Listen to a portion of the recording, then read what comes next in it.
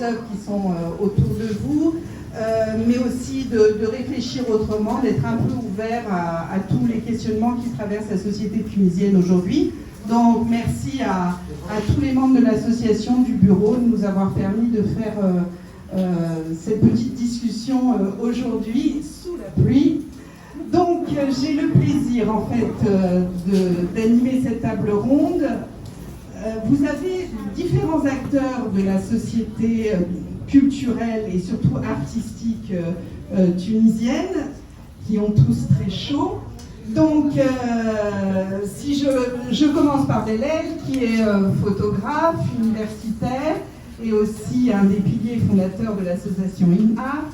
Emna Ben Yedder, qui a fondé le Central, qui est non loin de la place Barcelone à Tunis, qui a un espace un petit peu alternatif. Cyril Natia, qui nous apportera un regard tunisien mais de l'extérieur, qui est journaliste et qui a fait une étude sur justement la situation des arts plastiques post-Covid, bien qu'on ne sache pas ce qu'il faut encore dire post-Covid, en Tunisie. Wafa Gatsi, qui est la fondatrice historienne de l'art et fondatrice d'une plateforme digitale qui s'appelle Archivart, qui a mis des œuvres en ligne pendant le Covid pour financer certains projets et qui continue cette action en permettant à des artistes d'être visibles en Tunisie et au-delà.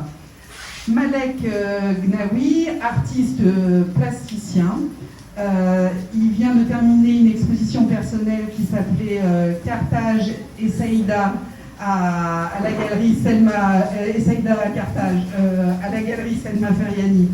Et Selma est parmi nous et je l'en remercie. Et il est aussi directeur artistique d'un événement qui se passe en marge du Festival du cinéma de Gabès, où c'est un festival d'art contemporain autour de la vidéo. Tu nous en parleras en français s'il te plaît, tout à l'heure. Tamer Mejri, artiste peintre, plasticien de Naples, qui a une pratique tout à fait intéressante. Il nous parlera un petit peu de comment il se sent en tant qu'artiste en Tunisie, de même Malek, et surtout de ses perspectives, puisqu'il prépare une grande exposition personnelle au musée d'art contemporain de Lyon.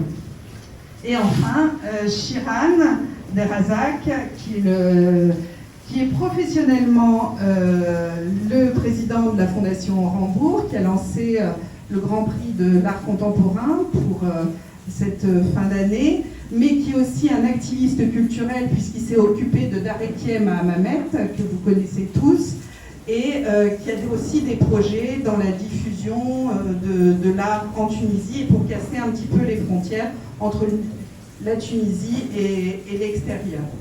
Donc en fait, cette table ronde va se dérouler en 2 temps. Chaque intervenant va prendre la parole pendant au moins le temps qu'il voudra, mais au maximum 5 minutes pour expliquer un petit peu ce qu'il fait, soit sa pratique artistique.